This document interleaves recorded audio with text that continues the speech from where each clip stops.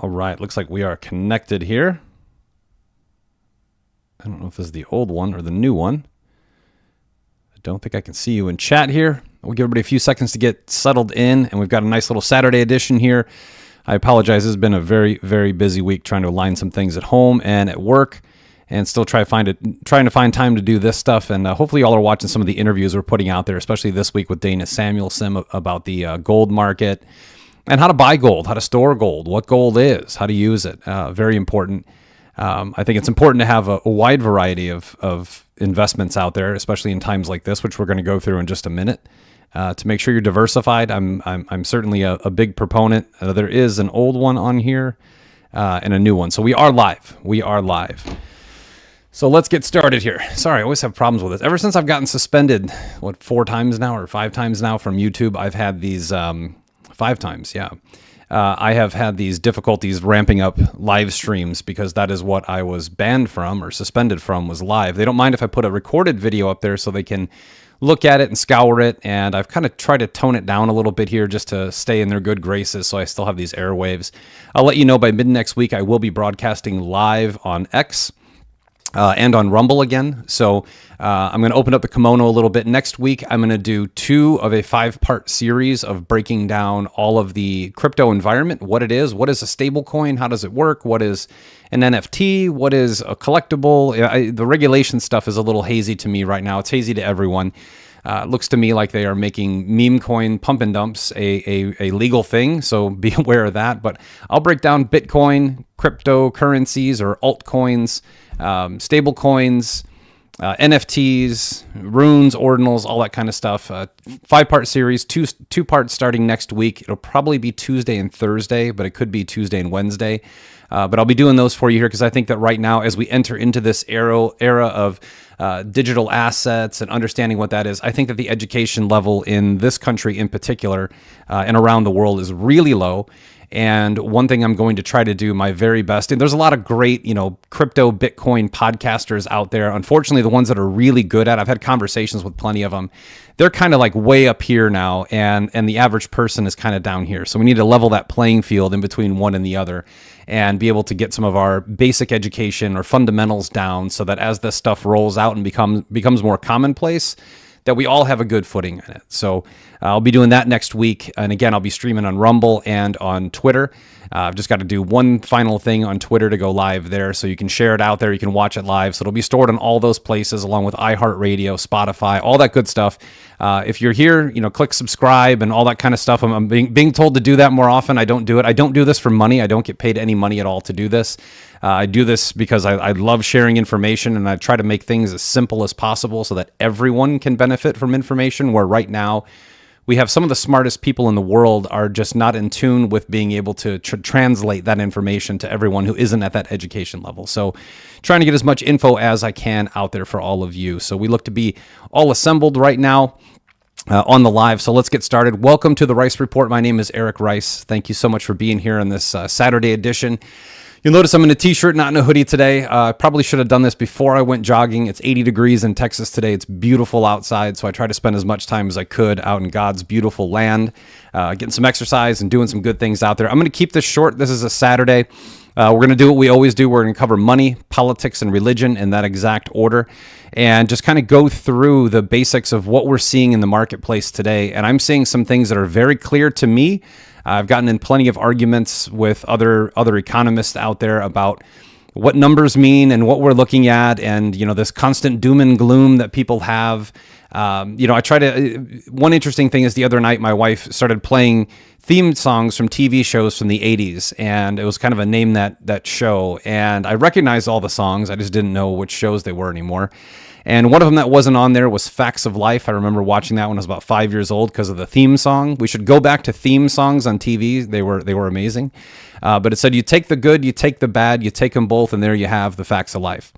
And that's what I try to do on the show. I'm not trying to be a doom and gloomer. I'm just sharing basic information, basic stuff that anyone can find, trying to decipher what that means to me, to you, to everyone else along the way so that we can make better financial, political, and spiritual decisions with our lives and stay at the forefront. So I call balls and strikes. I will make my stance very clear, as I always do. I am not a Republican. I am not a Democrat. I am an American. I am a Christian.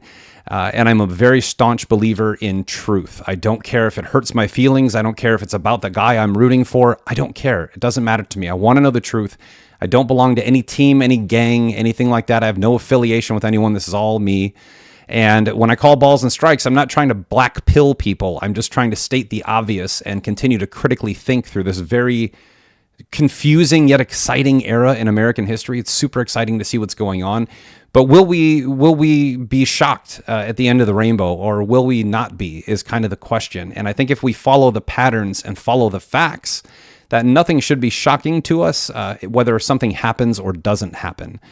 So I'll begin today with really good indicators to where we are right now. So if you go on any social media platform and you look around, it's pretty easy to gain sentiment about certain things.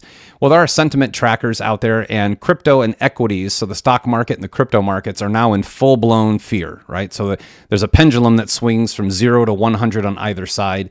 1 or 0 would be absolute terrified fear. 100 would be irrational exuberance at any time. No one should ever be on either side of that spectrum. You should be somewhere in the middle. But we are now in full-blown fear in equities and crypto, which is kind of fascinating because it hasn't really been that big of a rundown. If there was that big of a rundown, we'd probably be in 1 or 2 on both of those, because right now people are extremely, extremely emotional. And in the markets themselves, I raise capital. I raise capital for energy arbitrage deals, for Bitcoin mining, and for data centers and AI centers. That market right there is super hot. However, I can tell you throughout the entire market, there's a lot of people with a lot of cash that are just sitting around waiting to figure out what's going to happen with Doge, with EO, and it's totally logical. EOs, all these other things. And when I look at what's happening in the real world, I try to apply it to what I see on social media and bring a dose of just reality or logic or calm to the situation. And I do that through numbers. So first and foremost, I think it's important to know that the Atlanta Fed, the Federal Reserve of Atlanta, just revised its GDP estimates. So I've been saying this for 4 years, and in various investor groups or podcasts or this show, that we have been being lied to. I think most of us, many of you who are watching the show know that because you've watched this program.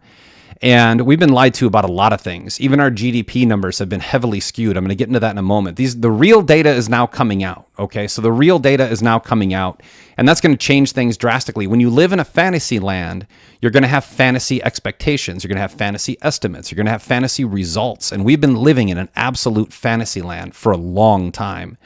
So the Atlanta Fed just revised its GDP estimate from positive 0.2.3 to negative 1.5. So by the old standards, and it's not the current standards, actually, a lot of people will say, the basic definition of a recession is 2 consecutive quarters with negative GDP. That's an indicator, but it's not necessarily the definition. Remember, definitions don't have to make sense. The people who make the rules don't make sense. So therefore, the rules don't make sense. If you look at things organically, things cost a heck of a lot more than they did before, 4 years ago. I can remember gasoline when I moved to Texas. It was $1.77 for a gallon of gas, and today it was at $2.75. So that's still $1 above. We hit $4 out here. I'm sure that was $7 or $8 in California. So throughout the country, things are more expensive, yet we're being told that inflation is single digits. We've also been told that GDP growth is just spectacular. We're doing great. And I've been saying the entire time that over 50% of this is directly tied to government money. That is a socialist construct, a socialist economy. And now I think that this new revision by the Atlanta Fed, which will soon to be followed by the St. Louis Fed, hopefully the New York Fed, they are revising a positive GDP growth for the next quarter to a negative GDP growth for the coming quarter. And this shouldn't shock anyone. In 2022, I think it was, I said if you removed the sale of natural gas from the U.S. to Europe and you removed weapons sales to Ukraine, we were shrinking, our economy was shrinking at 7.4%. Some people believed it because it was the truth.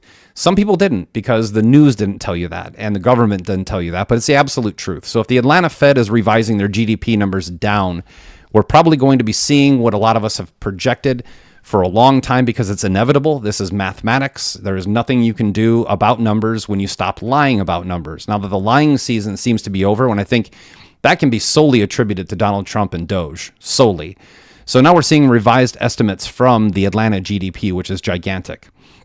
Now, consumer spending, currently, consumer spending on healthcare plus government spending is more than 53% of GDP growth in Q3 of 2024. That means Americans are spending money to stay alive, and the government is subsidizing the economy to continue to make it grow. Now, while this is happening, just to kind of bring in some of the irony or the lies in this situation, is that the government has also told us in our CPI reports that our cost of insurance, health insurance, has declined almost 30% over the last 5 years. Yet, consumer spending on healthcare plus government spending is 53% of the GDP growth of Q3 2024. These are important things to note because they all add up. If you track every episode, if you take notes while you're watching the show and you keep a little notebook like I do, you can go back in the notebook and you can say, holy cow, he said that here, then it adds up to this, and now we are in this situation, and it's very predictable to see in nature. So along with that, foreign spending or foreign infusions into the U.S. stock market have grown 2x in the last 5 years. So that means there's now $18 trillion from foreign entities in the U.S. stock market, which is tremendously overinflated, by the way, tremendously inflated. In fact, U.S. market cap of U.S. publicly traded companies is 49% of global market cap. That is an astronomical number, which is usually in the low 30s. We are a big economy. But being that we're at 49%, America has done nothing spectacular compared to the rest of the world financially except stay afloat. Everyone else is underwater. Every nation around the world. There are very few exceptions to the fact that pretty much every nation outside of the U.S. is underwater economically. And now we have $18 trillion of foreign capital. And I brought this stat up for a simple fact. We are in a global economic war. We have been for at least a decade, whether you realize that or not. Currency war, international trade war. Now we have a tariff war, which will spin off a trade war. These things are not theory in any sense of the form. These are absolute economic reality. And when you have $18 trillion of foreign capital in our stock market, you have a weapon that can be used by foreign adversaries. Just keep that in mind. It wouldn't be hard for foreign dignitaries to work together and pull 18 trillion out of the U.S. stock market, collapsing it tomorrow. That is an absolute weapon of war. When you really think about what economics are, they're power projections. I would highly advise reading Soft War by Jason Lowery. It's a book on how Bitcoin acts as a form of power projection, financial and technological power projection. Power projection is the ability to impose your will upon anyone else. And when you have $18 trillion in the U.S. stock market, that's not a huge chunk. It's not like a major percentage of our stock market. It is take that back, it's a very large number for foreign nations. However, it's a weapon of war. That's really the way to think of it. So that rug pull could be coming. This foreign capital infusion has created a lot of irrational exuberance, which is a term we haven't heard since the dot-com bubble, but it's a very common thing that happens. People get very comfortable. They have busy lives, kids, jobs, bills, soccer practice, all these things. We have such busy lives in America. It's why I do this show.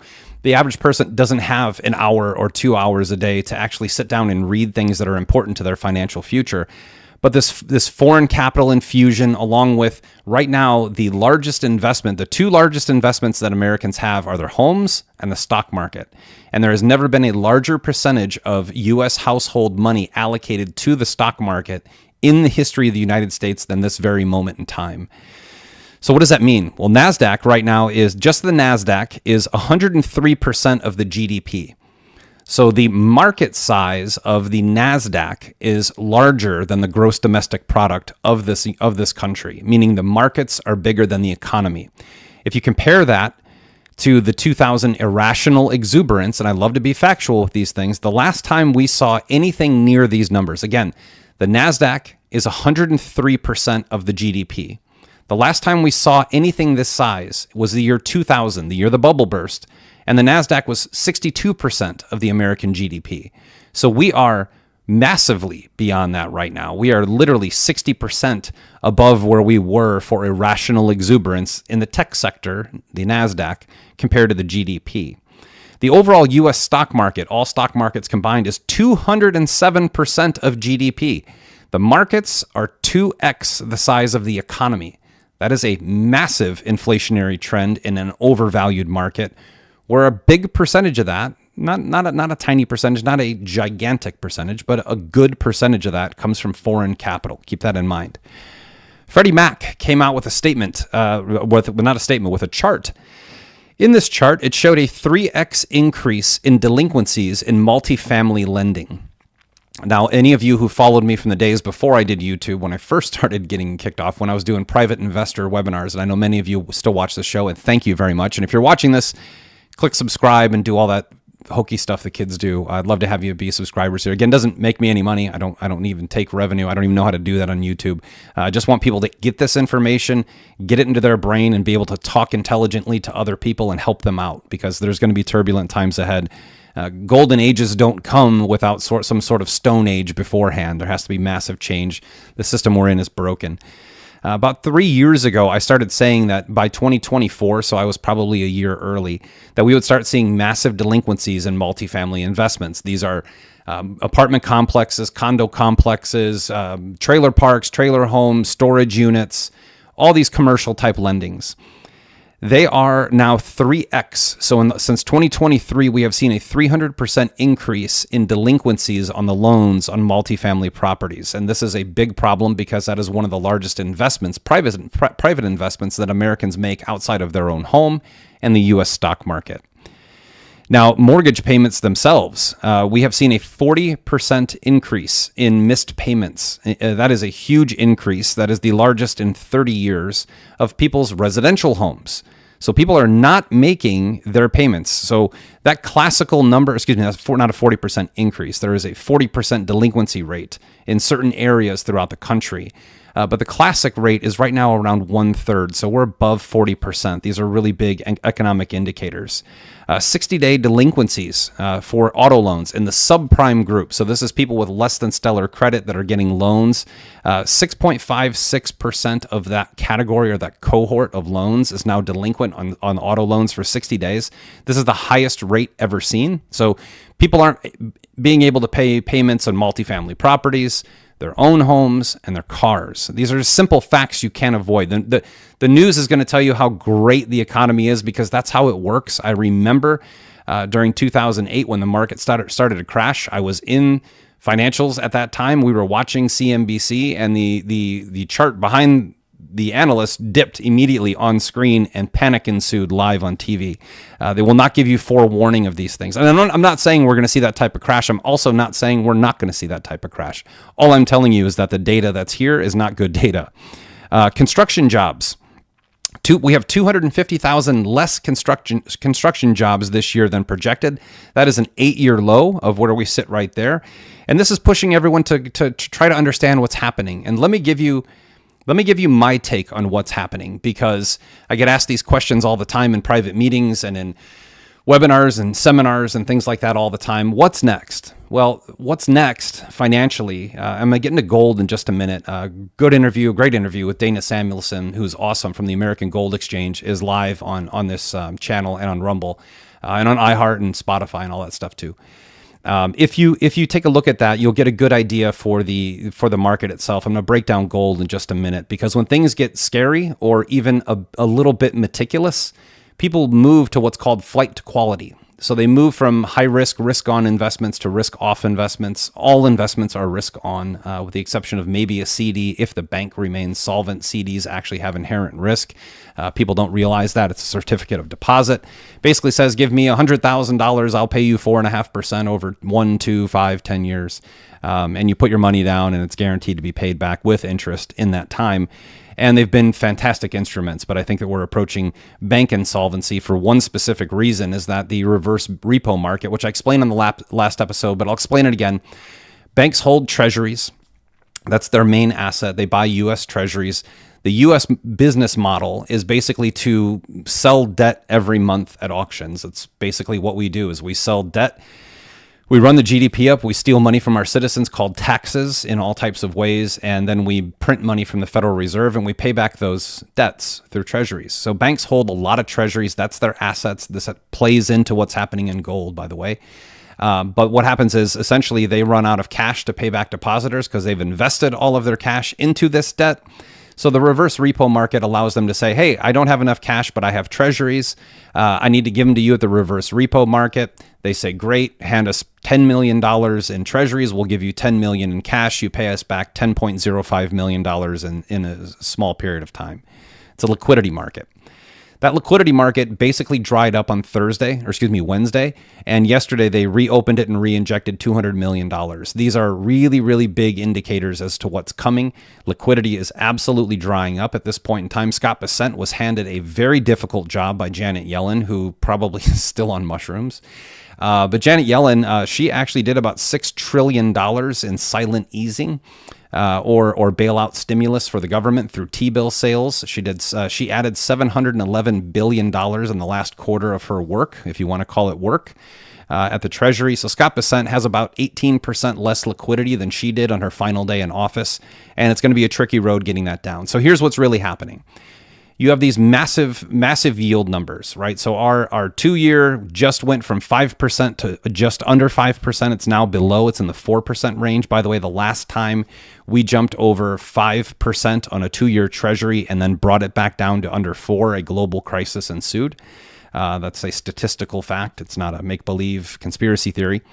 But we have tremendous amounts of longer-term debt with higher yield. So the longer you lend money to the government, the higher the yield you get. It's just kind of basic economics 101. If you want to borrow money for a day, it might be free. If you want to borrow money for 10 years, it's going to have a higher interest rate because the lender is taking on a tremendous amount of risk by time duration. So what we have right now, and there's really no clear number. I've looked into this myself and followed a bunch of people who have these numbers. We have anywhere between 7.5 and $11.3 trillion in debt that matures in 2025, depending on what structure you're looking at. So I'm just going to go to the high side. Let's call it $11.3 trillion in short and long-term bonds. All of these bonds are near or at or above 5%. What Trump has to do in office, why he might be the perfect guy to bail out the economy where we are right now, is he understands refinancing better than anyone. This is debt. This is no different than a bank issuing a mortgage. You can't pay it anymore, so you negotiate with the bank and you get better terms and you can keep paying, and the bank is happy and satisfied, and their investors are satisfied. So Trump has this model, this problem in front of him. We'll call it 11 trillion, just roundabout. This $11 trillion in debt needs to be refinanced, and it needs to be refinanced at similar rates to which it was originally financed. A lot of these bonds are in the 2% range. Marty Bent on TFTC did a great job breaking down. The last time this happened was a couple weeks ago. A $66 billion tranche was refinanced from 2% to 4.5%. That is a huge increase. Imagine refinancing your home from 2% to 4.5%. You'd have a much bigger payment. That added about $2 billion a month to our budget. When you do these things, you're making it more difficult to get yourself out of economic crisis, and we are in an economic crisis of sorts. I'm not a panic guy. However, being $37 trillion in debt with $4.6 trillion in tax revenue is the worst company in the world you could ever invest in, and that is the United States government. So with this $11 trillion you have to roll over, and I don't have all the numbers or the time to break them down, but you have, let's call it an average of 2% on that debt because it was issued in the last 2 to 5 years. We just got out of a 15-year run of 0% interest rates. So these are very low rates. If they refinanced them all right now, there'd be a blended average of about 4.5%, up from 2%. So you can look at that small $66 billion tranche and multiply it out, $11 trillion. If things remain the same, and our government would increase its deficit by literally trillions of dollars overnight. You look at a 20 or 30-year time horizon. It wouldn't happen instantly, which is one of the reasons we just passed the big, beautiful bill that promised that we would have no tax on tips, no tax on overtime. None of those promises were fulfilled in that bill, by the way, zero. They were pledges to discuss it in Congress later. What that bill actually did was increase the debt ceiling $4 trillion, which tells you one thing from an economic standpoint. At some point in the future, whether it's in 12 days, 12 weeks, 12 months, 12 years, they're going to print another $4 trillion. Just keep that in mind. That definitely is coming at some point in time. So this $11 trillion at 2%, you got to refinance it. You're going to refinance it at 4.25%. You're not going to get it down to 2%. That's an improbability. So the best that you can do is to flush money from one bucket to another. And the way bonds work, just to give it to you, when interest rates go up, that means that the price is going down. So the price, when people buy something, the price goes up and the yield goes down. So you have this coupon versus price model that has to be balanced. So keep that in mind. It's a triple beam. When the yield on a bond is going down, the price is going up, meaning more people are buying the bond. So when less people buy a bond, the rates go up. That's why we have high rates right now, because only about 64% of our bonds are sold at auction. The rest are purchased by the Federal Reserve. So what has to happen? The equities market has to correct. There has to be a scare event within the economic system so that people flush out of their equities, their high risk on assets, and move them into risk off assets, U.S. Treasuries, gold, other things like that. Stable, boring, long-term investments that won't even keep pace with inflation. Those are good in times of fear. We are now in a point of fear where the average investor is in the 20s of the fear to greed meter. So this is kind of primed, and the pump is very primed right now for the stock markets to flush a little bit so that money moves into bonds. When $2 or $3 or $4 trillion exit the stock market and go into the bond market, it will lower the yields, the interest rates on those bonds, and that's when the government will come in and refinance this $11 trillion in bonds. So they're not paying 4% or 4.25% on $11 trillion.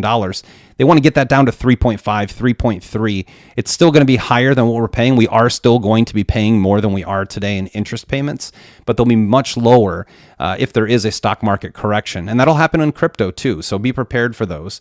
I disagree with the fact that any cryptocurrency, including Bitcoin, is risk-off investment at this point. I think in September and October, you will see a change in that because there are many changes on the way. But this is where we're at right now. Literally, the stock market has to crash so that money goes into the bond market, lowering interest rates so we can refinance massive amounts of debt. And when that happens, that's when they'll impose financial change. You're watching some of the banking regulations move from March to July.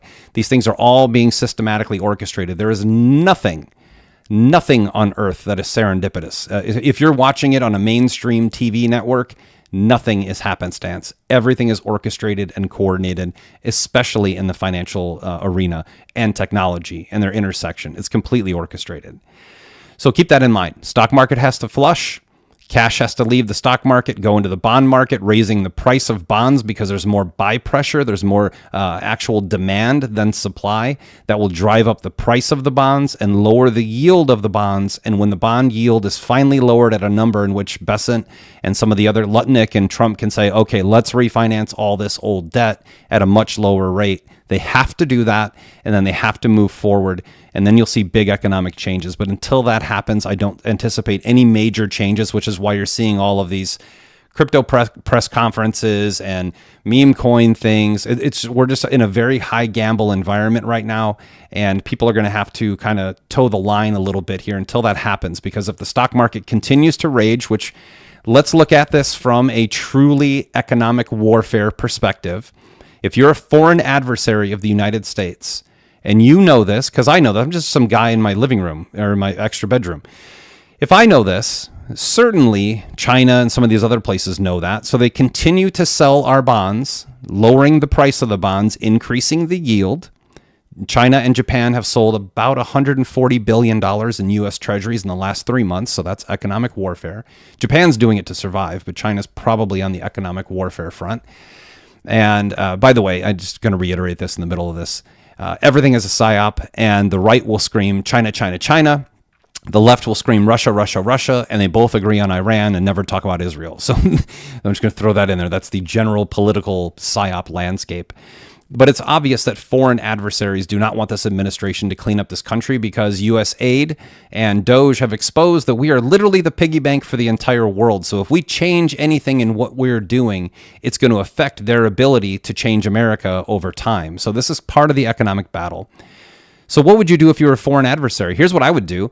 I would sell U.S. bonds. I would inject a ton of money into the U.S. stock market, and I would keep putting money in there until something bad happened in the market, some bad indicator where I would literally have to pull that money out, lower the stock market, and then shift that money into bonds to lower the yield, to refinance, and then get back to work, get back to normality.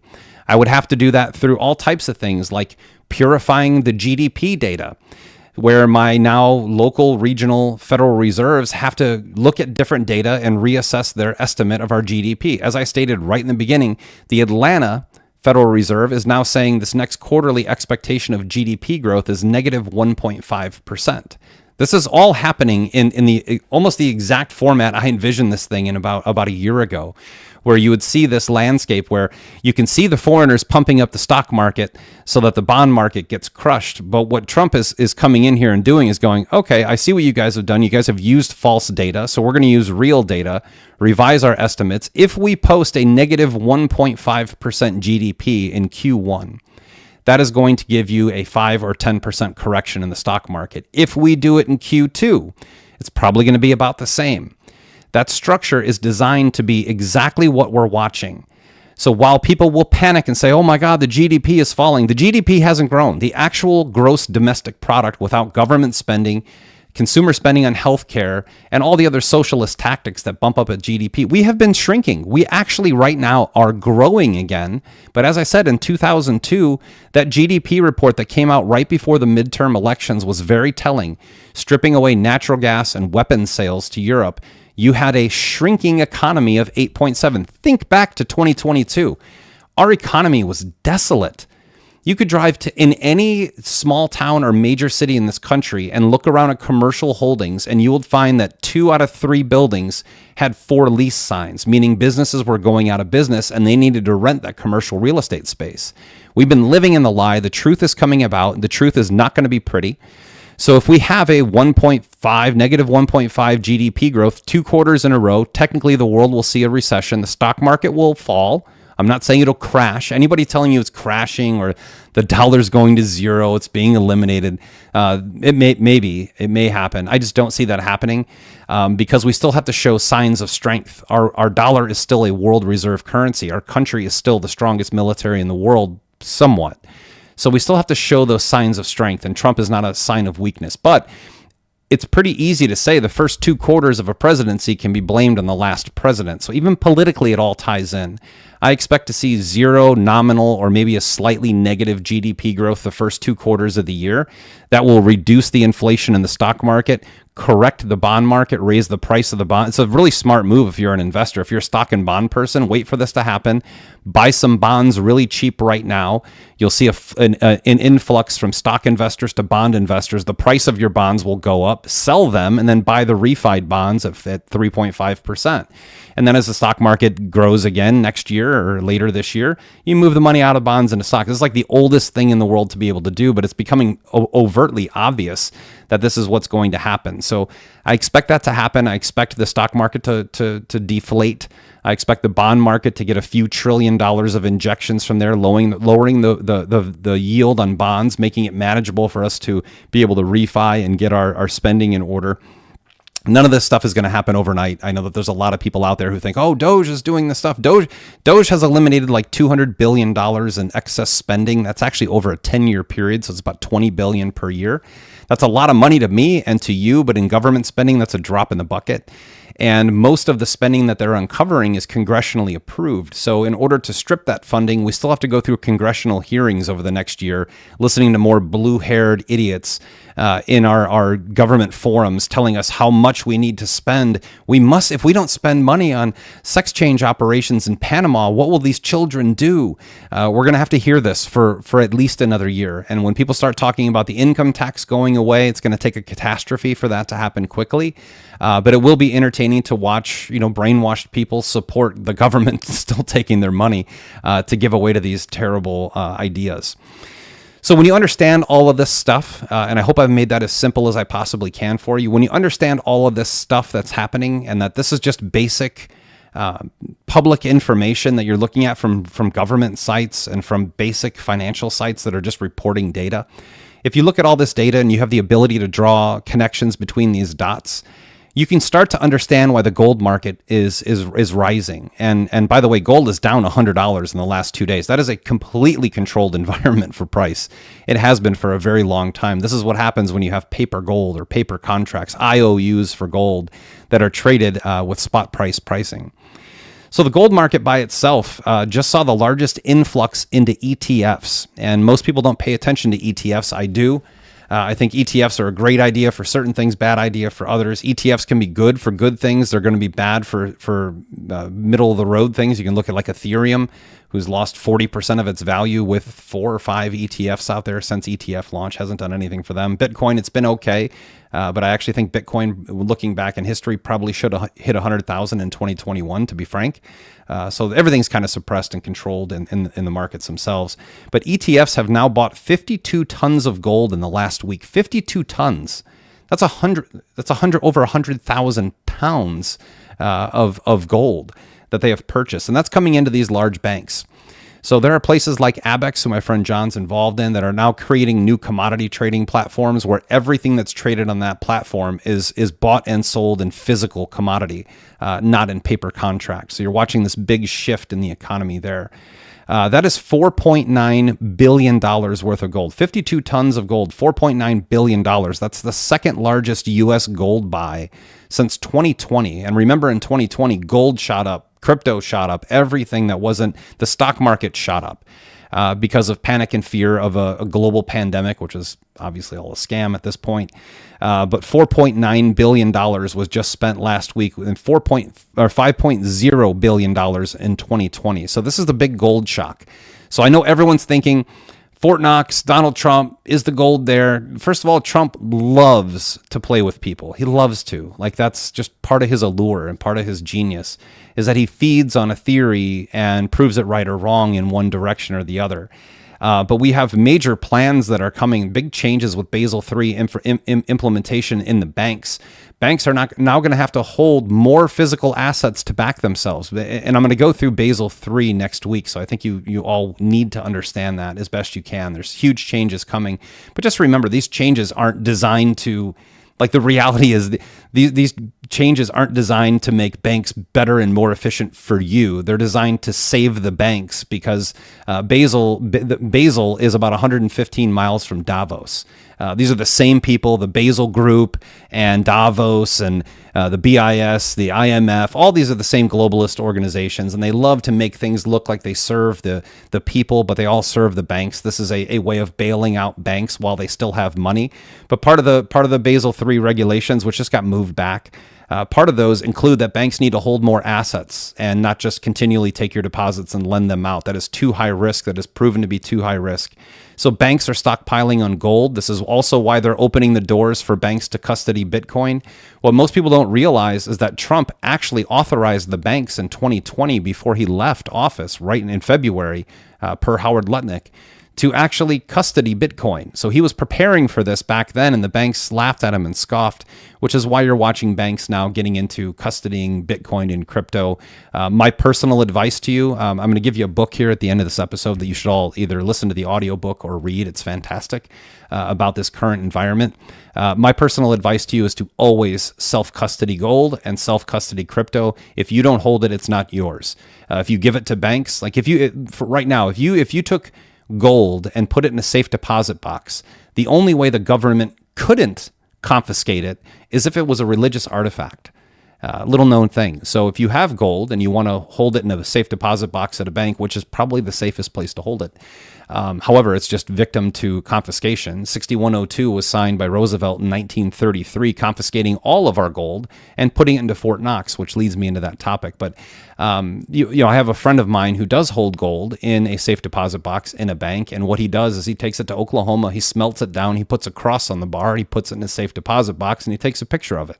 I don't see the need to go to that extent. There are plenty of private repositories who I do not trust, and there are plenty of open pieces of land you can purchase with a shovel and bury it yourself.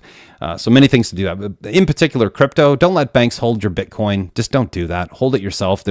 1,000 hours of video out there on how to do it. And you can use places like Unchained Capital that'll do multi-sig storage for you. They do not hold it, but they help you do a multi-sig storage, and they are a backup signature for you if you ever need to move your Bitcoin. Extremely safe, almost impossible for a hacker to touch. Don't let the banks do it. Do it yourself. But this leads into Fort Knox. And then I'm going to get into politics, which has been very interesting. Fort Knox on its own. This has fascinated me since I was a kid. Seeing the video in I think it was the late 70s of them going, they walk through this massive compound to go to one little tiny room, and there's a bunch of stacks of gold bars, and that's supposed to be, $450 billion worth of gold today. It has been long rumored that the gold at Fort Knox was stolen and sold, and there's zero gold at Fort Knox. That may be true. I personally can't see that happening. There's also the theory of everyone saying all this gold coming in from London, which I went through with Dana and I went through in my last episode. There is a ton of gold moving from London to here. I think if you look at things, I love to look at things conspiratorially because it's more fun and a lot of times it's true. But in a trade war environment, there are going to be tariffs. Like just get that in your head. I know that Mexico bent a knee, Canada, Colombia, they all bent a knee really quickly, but those were very short-term circumstances.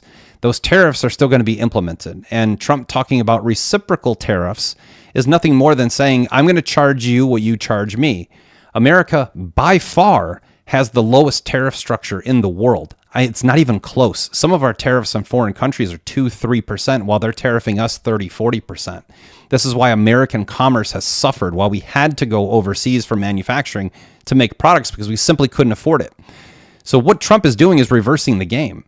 He's basically saying years ago, Obama basically destroyed our manufacturing center by making this model. Years ago, we used to make everything here and ship it abroad and make money as an export country. Now we're almost exclusively an import country in many sectors. Some sectors we're profitable, way more profitable exporting. And ironically, oil is one of those areas, natural gas. But if we look at what's happening right now, people will say, oh, there's no gold in Fort Knox. Trump is mentioning Fort Knox. He's saying, is there gold there? I don't know if there's gold there. And then you see all this money move, all this gold moving from London, physical delivery from London to New York, to California, to some of these other places. What they're not saying and stating is that these banks are preparing for Basel III. They're now allowed to hold gold.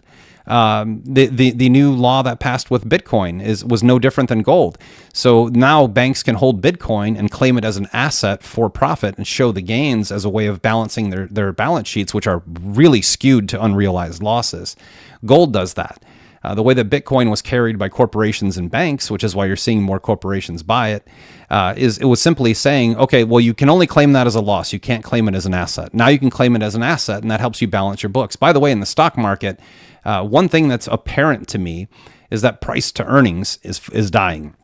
So PE ratios or pricing companies, say a company is worth, $89 per share, and their earnings are only actually $15 per share. There's a huge multiple there. It's very overvalued. The way you actually value companies is price to book. So what is the value of the stock versus the value of the assets, not the revenue contracts or the potential business or the amount of users they have on a website that could potentially buy a product and maybe make them this much money. We are moving into an era of price to book.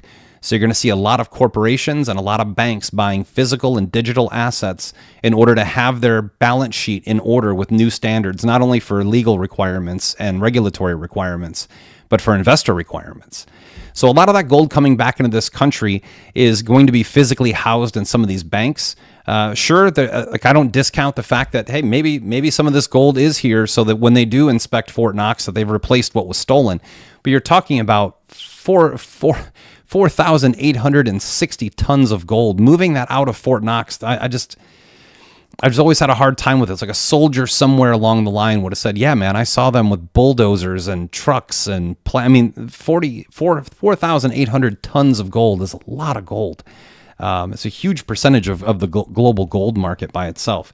So Fort Knox, whether there's gold there or not, whether they're replacing what was stolen or not, or whether it's been sitting there the whole time is kind of irrelevant to me until they open the doors.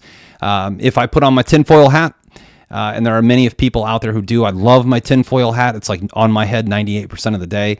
It doesn't mean that I agree with the other tinfoil hats. My tinfoil hat would actually be that we have more gold than we say. And the reason being is that Trump is bringing this to light. And he has explicitly talked about strengthening the dollar as a reserve currency. That's why we're creating stablecoins, which are no different than a CBDC. By the way, on Tuesday of next week, I'm going to break down all of the CBDC programs that we've had here in this country. There have been 3 successful CBDC launches in this country. Now, they can't use the term CBDC anymore because we're against that. We're going to launch stablecoins. So instead of a central bank controlling your money, it's going to be a private bank, Bank of America, Silicon Valley Corporation. They're the ones that'll get the power, which is why you're seeing so much money being lobbied by crypto into DC. It's really a stablecoin play. But I will go through that on Tuesday and next week on a live, because I don't think people realize that we've actually tested and implemented CBDCs. We have a Fed Now program, which transacts cross-border, bank to bank, world to world, globe to globe in less than a second for less than a penny. Payment systems are going to be a major conversation moving forward. There are some good ones, there are some bad ones, but at the end of the day, there's about 900 companies that do the exact same thing, cheap, fast payments. Some of them will succeed, some of them will fail. In the end, we don't get tricked. But in order to do this, they have to have assets on the bank. So what I can't see happening, I can't see Trump doing a live feed at Fort Knox, opening up the doors, and all of a sudden we have Geraldo with Al Capone's vault and like an empty, Pepsi can from 1954 in there. I can't see that happening. If that happened, if that did happen, if that is the case, and if you're rooting for that to be the case, just prepare for complete anarchy. If that happened, all foreign capital would pull out of our stock market immediately. All foreign capital would pull out of our bonds and liquidate our bonds immediately. I would assume at that point in time that the dollar would see a 75 to 80% drop in confidence, which would lead to people selling off dollars for their own local currencies. And that would cause about a 50-year rift in our economy that we probably wouldn't be able to rebound from. So these are logistics. So it's exciting to talk about, I just want to be right about my Fort Knox theory. There's been much talk about gold being reconfiscated from the Holy See Bank, which I'm a believer in. I think that happened. I watched a lot of live feeds of that in 2020 or 2021. I don't remember which year that was. I didn't see the gold being transported. I did see gunfire at the Vatican and lights going out. I saw that on a live feed with my own 2 eyes. Doesn't mean I know what's happening with that, and I don't know whose gold that is, but I do know the Holy See Bank was the largest holder of gold in the world, and they held it underneath the Vatican. That's not a conspiracy theory. That's definitely a fact. However, just really think about the ramifications, the ripple effect if we open up Fort Knox and there's no gold in it. Who would ever use the U.S. dollar again? It would never happen. Some of you cheer for that. I understand that because the U.S. dollar is the biggest proprietor of violence throughout the world for its entire existence. But really think about your own home, your own family. So say you have $100,000 saved up. Your $100,000 will be worth about $1,200 within a matter of 6 months. Bread and inflation would go through the roof. They would print into infinity. But the problem would be you're printing a product that no one would want to use anymore. So our dollar is not backed by gold. It's backed by the full faith and confidence in the U.S. government to repay its debts. And if we don't have what's in Fort Knox, there's no confidence in this country, which ultimately would lead to some sort of invasion.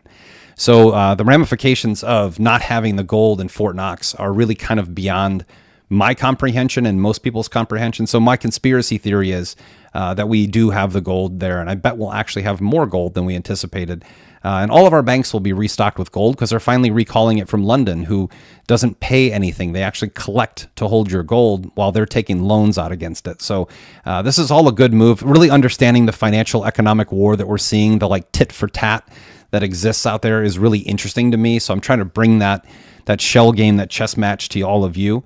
The good news is either way is great for Bitcoin. It doesn't matter if there's no gold in Fort Knox, Bitcoin goes through the roof tomorrow morning. If there's more gold than we said in Fort Knox, Bitcoin goes up steadily over the next 6 months. My personal theory, the reason I've gone or allocated, I still love gold. I'm going to reiterate my 5 investments because they haven't changed: gold, silver, raw land, private oil and gas investments, and Bitcoin. And the reason I state Bitcoin in there is because it's seen as this international There's many different uses to Bitcoin by itself. I mean, you can look at Nostr. You can use decentralized platforms with high security to create social media environments. You can use it for timestamping. You can use it for recording votes for an election that no one can mess with, payment systems, all kinds of stuff. But it doesn't matter either way. I actually believe when I had Dana on, I challenged him on a question, and I said, "How much gold is there in the world?" And he said, "Well, from what I hear, you could only fill 2 Olympic-sized swimming pools with gold." Well, I did the math on that, and it doesn't match with the actual market itself. That's not even close. I think that there is so much more gold than we realize in the world, like diamonds. There's more diamonds in a safe at De Beers in Israel than there are in the entire market. This is how commodities have always worked. There's more natural gas and oil in this world than you can possibly imagine. But when you create scarcity, you drive up prices, and you control populations through that price. So those who've controlled all these valuable commodities throughout time have always lied to us about their supply. And I think that in the end, by the way, I'm bullish as all get out on gold. So don't sell your gold at all, and allocate. I always tell people, like, if you don't have any exposure, you should have 1 or 2% of your portfolio in Bitcoin. Many people will tell you, oh, put all your money in it, sell your house. That's just silly to do. Like, do what you're comfortable doing, but have a little exposure to all of this. If you don't have gold, buy some gold. If you don't have silver, buy some silver. If you don't have Bitcoin, buy some Bitcoin. You want to buy altcoins, you want to buy NFT, buy those too, but make sure you have some Bitcoin. They all hate Bitcoin because Bitcoin is 60% of the market. So if there's something that is 60% of a market, it's something you should own because it's the leader in the space. And in my opinion, and many technologists' opinion, it's the only truly decentralized network out there. Decentralization will save you from what's coming, because next week when I do the crypto breakdown, you'll realize that crypto is no different than cell phones, right? Like, this is great, the cell phone. You can call anyone anytime. You can get text messages. You can live your life. You don't need a camera anymore. But at the same time, you're being surveilled by the state, totally surveilled by the state, and you now become another slave to a digital entity. And that's coming. There's no stopping that. It's not CBDC. It's going to be a stable coin, a treasury, digital currency. All of your assets will be tokenized. This is all coming. There's good and bads in all of it, but I'll explain that. So on Fort Knox, just my tinfoil hat, I think we have the gold. And it's not coming from I'm definitely not a government cuck that sits here and says, oh, the government's, no, I just think it's stupid. Why would he bring this up? If Trump did that, opened up Fort Knox, you don't even want to know what the ramifications of that would be on our economy. They'd be terrible. So anyways, that's money. That's a lot of stuff to cover. So let's get through politics. Best thing in politics this past week, aside from Zelensky being put in his place in Washington, D.C., which I think is completely WWF, by the way, but it was still awesome to watch. Actually, I think 95% of what we're seeing at the political stage is exactly that, political theater. It's kabuki theater. But the best thing, I think, from an EO perspective this past week is that Trump is now making English the official language of America again. And this is such common sense that I cannot believe that it hasn't been done before. But English will be the official language of America again. I personally think, like in the old days, if you want to come to America, do it legally. I'm all for that. And learn to speak English. I don't want to have to learn to speak Indian or Spanish or Chinese in my own country. And that shouldn't be pressed upon anyone in a country. But we had 2 major events in politics this past week that dominated the news cycle. And those were obviously Epstein, the Epstein client list, which we still haven't seen, and Zelensky. And the timing couldn't have been more suspect. So Pam Bondi says, I have it on my desk. And then she says, I'm going to release it. And we don't hear anything. And then randomly, a bunch of Zionist influencers who are probably many of them are probably federal agents acting as influencers. They receive this binder of information that we all knew. Like, if you've been doing what I've been doing, and you've been on Telegram and Twitter, and you've been kicked off of stuff, and you chased to Parler before that flipped, and all over. If you've been in any of these circles for any period of time, nothing that was released in this phase 1 of Epstein was something we didn't already know. Nothing. There's nothing. We've already seen his black book. We've already seen the flight logs. It's just a bunch of initials. We don't even know who those names are, so that's suspect to begin with. But it did raise this huge red flag. Like, who are these influencers? Why were they invited? To me, the funny thing, like, I don't care. Like, if you want to click and go for it, do that. If you just want to pop in and see a video and learn stuff, that's even better for me. Like, it's great. But there are definitely people making a living doing this, and to watch them fight over, I can't believe these people were invited, not me. It's not about that, guys. I love all y'all. Even the people who I know are paid phonies still put out good information. I'm not trying to idolize anyone. The more information we have, the better, because it's our job to discern. And I think that all influencers out there's certainly some shilly influencers out there that are just here to cause trouble and do that. That's never going to go away. It's human nature. It's always been that way. But I think most people's hearts are in the right places, and they're just trying to help. And some people got invited, but every single person who received that folder was a Zionist, a very staunch supporter of Israel first. And that's what I'm going to lead this with, right? So Jeffrey Epstein is Jewish. Okay, so let's just get through the whole anti-Semite thing. Wexner, Jewish. Almost everyone in his inner circle is Jewish. All of them tied to Israel. Many of them dual citizens with Israel. Jeffrey Epstein was arrested in the early 2000s for child trafficking, the same thing he was under arrest for when he died, quote unquote. And he was allowed to leave not only custody, but the country to go back to Israel before he came back for sentencing. That's the only person in U.S. history that's ever been allowed to leave the country before they had sentencing after being found guilty. Clearly a Mossad agent, clearly. And the information that we've all seen before, if you have 4chan or anything, you can find every document that was in those files somewhere online already. Phase 1, that was built in.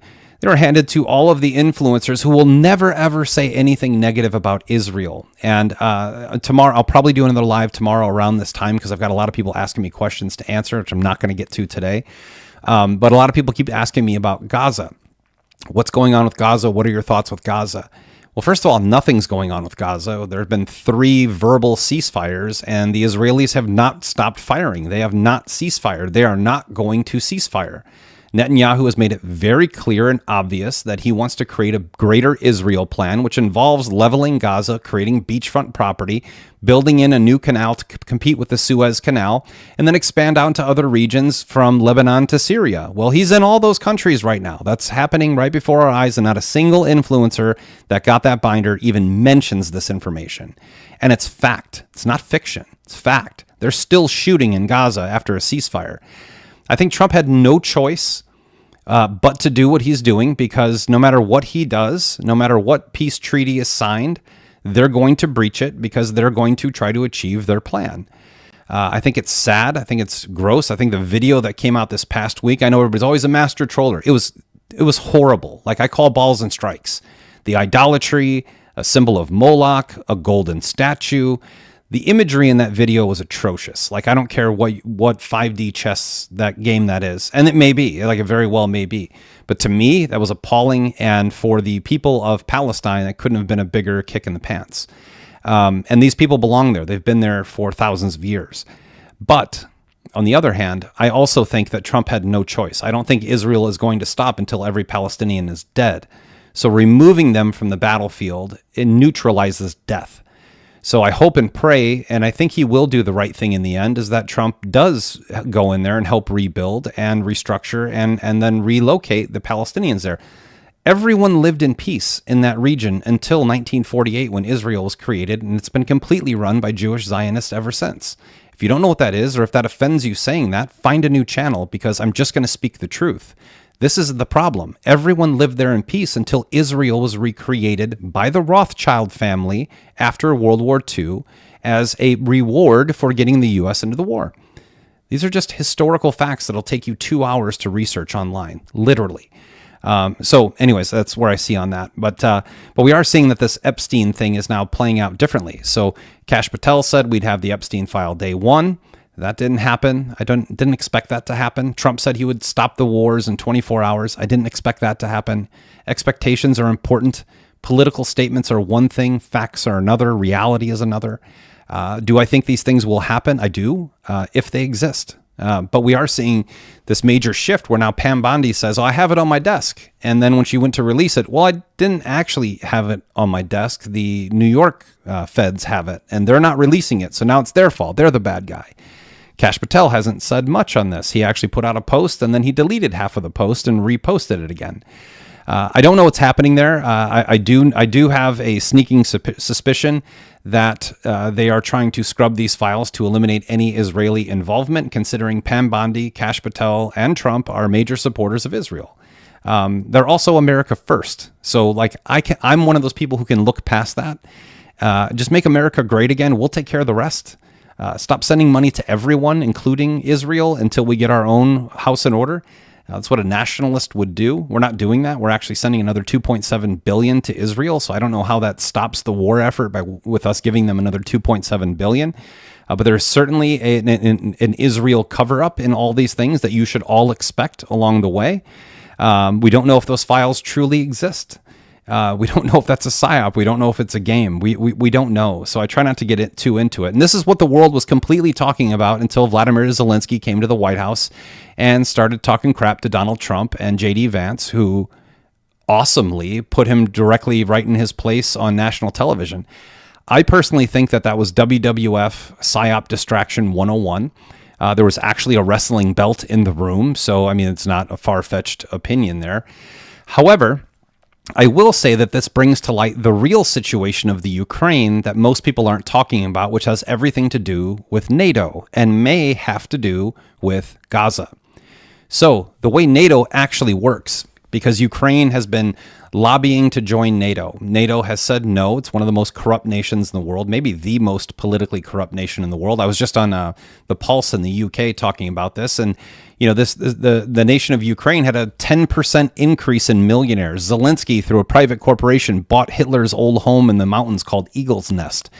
They are the number one buyer of Bugattis in the world is Kiev. Kiev is buying more Bugattis than any other city in the entire world. So they're taking our money and they're blowing it on themselves. And per Colonel McGregor, somewhere between 1.2 and 1.3 million Ukrainians have died. That's Colonel McGregor. I don't know what's going on over there. But I do know that Ukraine, per NATO regulations, can't even apply to be a member of NATO until 2040. Now, being that that's the case, because they have to resolve all their border issues, they have to have treaties in place to make sure they're a peaceful nation, and then wait 10 years to see that those treaties actually work before they can really join NATO. So you have to look at these things. So they need NATO protection against Russia. Russia has been one of the most formidable armies in the world, literally since the days of the Vikings. Like it is literally when they were the Rus. So it has been this dominant army for so long. It's just ridiculous to think that anyone thinks that Ukraine is winning this war, has a chance at winning it. I mean, Russia hasn't even begun to send real numbers to Ukraine, and they're dismantling them everywhere. But the real issue here is NATO. So what Trump was trying to do was structure a mineral rights deal. And with a mineral rights deal coming into the door, that would actually put NATO nation corporations in Ukraine. So the companies that would go there to extract the rare earth elements, which there are many. By the way, Ukraine is one of the largest lithium deposits in the world. Lithium is not just for EVs. You need it for AI, which is why we're talking about Greenland. So you need these natural resources to compete at an AI level. And the fact that they're non-NATO means that what Trump was trying to do, so Bessent went there, came back the day before Zelensky came into Washington, D.C. He said the deal is done. Right? The rare earth mineral rights deal is done. So when Zelensky gets here, we're going to sign it. What would that deal have done? Certainly, it would provide at least 50% of the financial obligation that we've sent to Ukraine back to the United States. So from a business perspective, that's really good. But from a national security perspective, it was more important. So if Zelensky had come in and signed that deal, what would have happened is that America would have sent private corporations to Ukraine to extract and deliver these rare earth elements or minerals to America. While we are a NATO nation, we're the largest NATO nation. So while American had private corporations in Ukraine, they would actually feel the luxury of NATO protection. So Trump, through this mineral rights deal, is of course trying to balance the budget and help us compete on AI, the surface level things that people see. But what he was really trying to do is extend NATO protection to Ukraine. If we had private companies there dealing with this situation right now, Russia would definitely pull back. Because if Russia bombed one single private corporation in Ukraine while we were there, that would actually trigger NATO protection for Ukraine. So is that the same thing that's happening in Gaza? Perhaps. Obviously, Palestine is not a NATO nation. However, when Trump is saying we're going to send our troops there to secure it and our corporations there to rebuild it, I think he's offering the same protection to Gaza as he did to Ukraine. Palestine won't have a choice. They have no. By the way, they have no military. They barely have a police force. They don't have their own water source. They get their water when Israel deems them thirsty enough, and their food sources. They have no agriculture. Palestine is an open air prison in every sense of the word, with a beautiful beach. That's really what Palestine is. So I think at the end of the day, what Zelensky did was threw fire or gasoline on the fire of the war, because now really Trump can't help him anymore. There cannot be NATO nations on a non-NATO nation land to protect him from Russia. So I think that we will see an escalation of two things from here. I think we'll see an escalation of war in Ukraine. I think that I think Putin knows this, 100% Putin knows this. And I think he was sitting in the background laughing. And at the end of the day, I think that what's happening right now is Zelensky's already flown back to Europe. He's been to England and Germany already begging for money. And I believe that these European nations will they'll try to compensate for America for our funding to Ukraine to keep that war going, because it provides a ton of influence and power for these elites in those areas. So I think that will intensify. So on top of trade wars and tariffs, you now have an intensified war situation with probably a de-escalation of war, at least in the Gaza Strip, if not maybe all of the Middle East. But I can't see Israel stopping bombing in Syria and Lebanon anytime soon. And by the way, just to throw this in here, maybe this just is going to piss off YouTube or whatever, but there have been tens of thousands of Christians who've died in the conflicts out there. Lebanon used to be, I don't know what it is today, but it's 40% Christian. Some of the most ancient Christian churches in the world were in Palestine that no longer exist. Some of these structures stood from the year 400, one of them from 230 AD.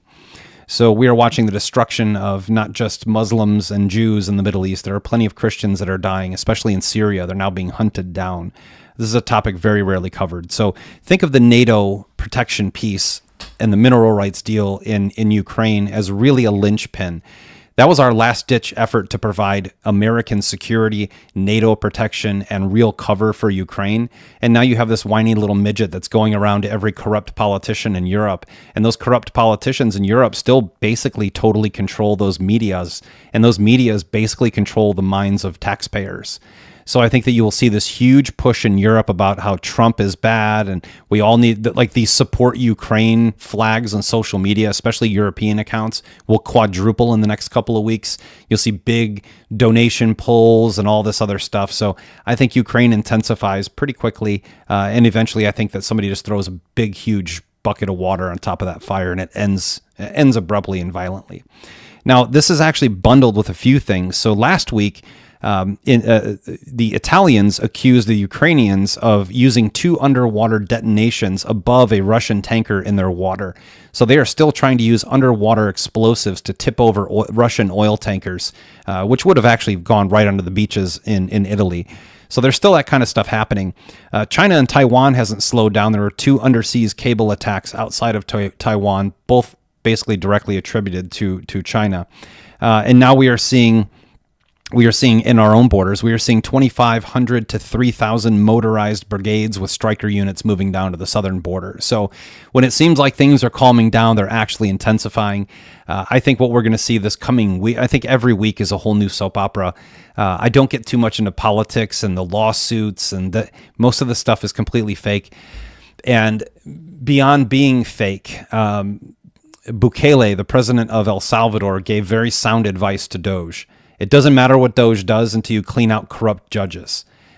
People still trust our legal system. They really do.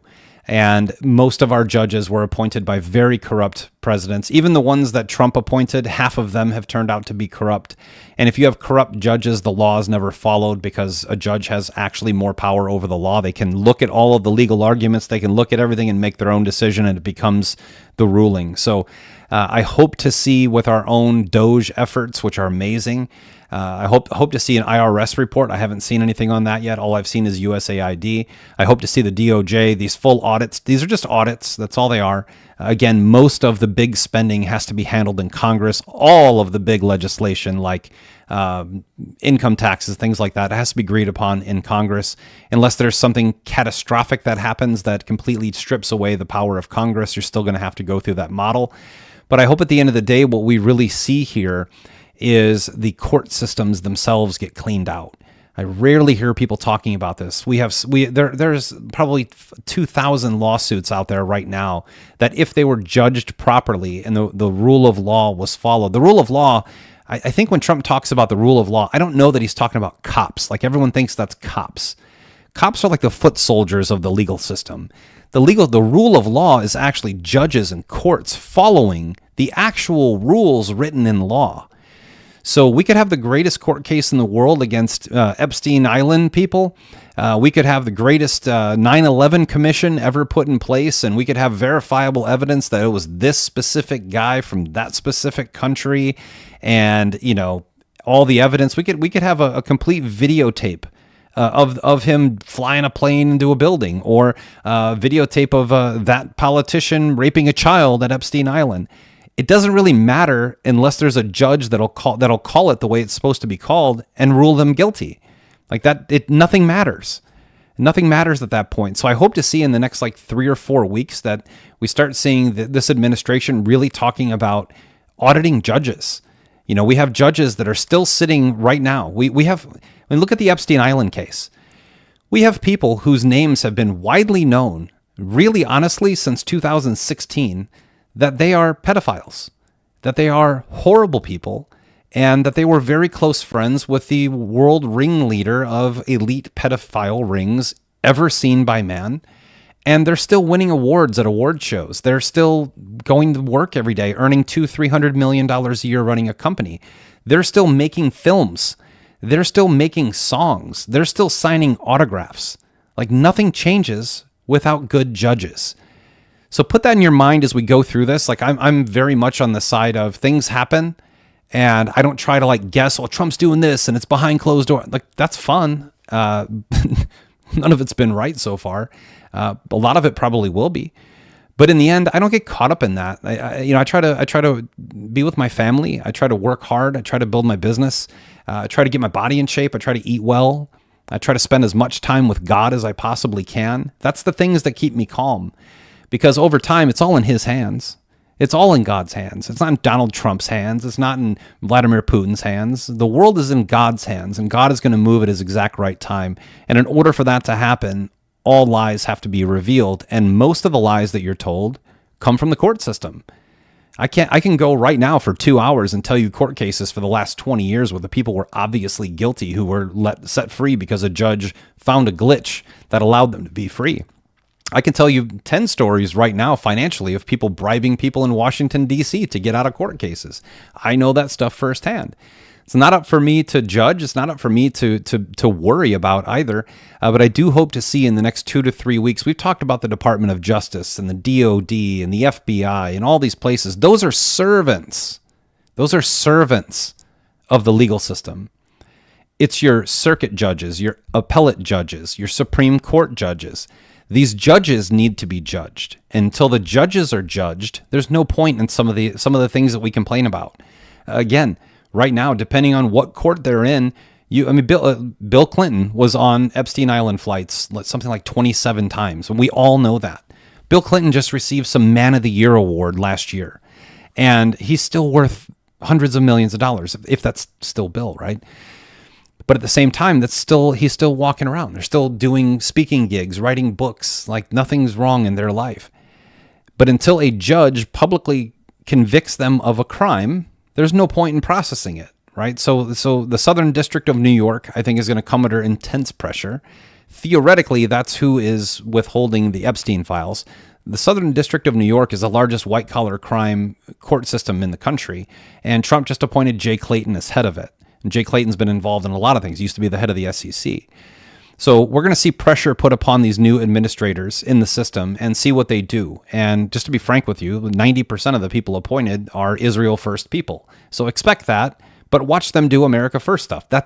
They're really going to do American First stuff. We're watching the stuff we've seen in 40 days of Trump in office. I didn't expect to see ever in my lifetime. That doesn't mean I'm going to take my foot off the gas. It doesn't mean I'm going to stop thinking critically. It doesn't mean I'm going to stop challenging things that I disagree with. That's our right as human beings and Americans. So you can call me black pillar all you like. It's not going to affect me, because I think if you're calling me that, then you've lost your ability to think critically or your ability to actually manage your own emotions. Trump has done an incredible job. I am so surprised with some of his appointees that they have done such an like Pete Hegseth. The guy has literally said, we're going to build the third temple in Jerusalem. That ushers in the Mashiach. That's the Jewish Messiah. That would actually be the Antichrist. Doesn't mean he's not doing a great job for America. He just sent 2,500 motorized striker units down to the southern border. Do it. That's awesome. I don't expect to have all of my wish list clinged. I don't expect every box to be checked of my personal wish list. If you could reduce or eliminate taxes, implement a system where we can all profit and some sound money, along with fixing our border and making people speak English, like that's the biggest victory in the history of the world. That put them on Mount Rushmore. Everything else that we complain about is literally like kids wanting everything for Christmas, but their parents only have $200 to buy the gifts. I will take everything that we get from this administration, and everything that we've gotten in 40 days is more than I've seen in 40 years. So you take this for what it's worth. I can tell you right now, I can see what's happening financially. I can see that it's a matter of circumstance. It's a way of not forcing an issue that's already happening and then utilizing that opportunity to clean out the system, clean out the debt. Fort Knox is fun. That's an interesting topic. It has been for 50 years now. We'll see. We'll see what happens. Gaza, I think, is an unavoidable scenario. I am not pro-Palestinian. I'm pro-peace. I am not anti-Israelis. I'm anti-Israeli government. I think it's the most corrupt government in the world, and I think they control the entire world. They absolutely control America, as evidenced by Netanyahu coming here and giving a speech. And if anyone in Congress disagreed or raised their voice, they were literally going to arrest them in Congress, which you can't do. So we just have too much influence from foreign nations in this country, and that's a byproduct of Americans allowing that to happen. Now that more Americans are speaking up, I expect the next 4 years that this won't be a problem we talk about. But it's certainly going to exist 4 days and 4 weeks from now, so I'm not going to complain about it, neither should you. What's happening in our country right now is unbelievable. It's awesome. And will we see the Epstein files? I don't know. I believe so in my heart of hearts. I just don't think it's going to be very soon. I think there's just so many different names and nations implemented in there, or implicated in there, that I think it's going to be much more tricky than we give it respite for. And look, first of all, I don't believe Doge just found all this information. I think these audits have occurred over the last 4 years, but behind closed doors. There's no way you have this much information this fast. Perhaps it's a slow leak with some drama to make it more interesting. And it's let's give you a carrot, pull the carrot away. When you finally get the carrot, it's the greatest thing you ever ate in your life. Either way, whatever's happening, don't let it impact you. Use your time wisely with your family, with your health, with your spirituality. Like, get closer to God. Do the things that make you a better person. Don't worry about what bad people are doing in Washington, D.C. God is on the move. He is going to make all these things correct. And in the middle of this, really stop listening to people online. Do your own research. Find your own solutions. Ask great questions. Ask as many questions as you possibly can to people who are knowledgeable. Don't be afraid to sound dumb. Don't be afraid to ask people who have different opinions than you. I think half of the things that I've found to be absolute truth were asking someone who had a totally different point of view than I did. So this is the era, I think, of discussion, discourse, and discernment. Those 3 Ds are going to be the era that we live in right now. So a lot of discussion, a lot of discourse with other people, and then use as much discernment as you possibly can in prayer and meditation. If you're having a hard time with all this stuff and you're stressed out, fast for 48 hours. Just stop eating. Just drink water and go into prayer. It's going to help you out a ton. Get out there in the sun if you have sun. If you happen to be in the South like I am right now, it's a beautiful day today, and I'm sitting here talking to you indoors. Get outside, get some sun on your face, touch the grass a little bit, relax a little bit. Our administration's doing incredible stuff. We still need to point out everything they're doing that doesn't fall in line with America First. The good news is I think they listen. And I think they're waiting for us to speak up. I think that they have an expectation by other people to do things. And when the American people are outraged by it, they stop doing it. That's literally how a democracy would work. That's how you would decentralize power. So be part of that decentralizing force, not just someone who sits in the background and complains. Talk to other people, raise your voice online, make some videos, do what you got to do. Support other people in this cause, support other Americans. The reason this is taking so long is America is so divided. So I'm going to wrap it up with this. This has been an hour and 17 minutes today, so it's pretty long. I expected to go about 30 minutes. But I hope all of you got something out of this. Again, subscribe, like, whatever the kids say these days. I keep getting, the people who help me with my podcast keep telling me, you gotta mention that in the first 9 minutes, so I forgot to do it. But again, this is just something I do to try to help. So hopefully this did help you all. I'm going to try to hop on here tomorrow. I got a couple topics I want to cover, much shorter live than tomorrow. But I plan on making a lot more content here in the next week, and then I'm going to take a little break. And then when I get back, I'll be making more content. I've just got a lot of work in that time frame. But I hope to see you guys tomorrow, if not on Monday. But until from this time to next time, God bless you. God bless your families. God bless this country. I'm Eric Rice. This is the Rice Report. I hope you all had a great time here with me today and an even better weekend coming up. So God bless you all. I hope you have a tremendous Saturday rest.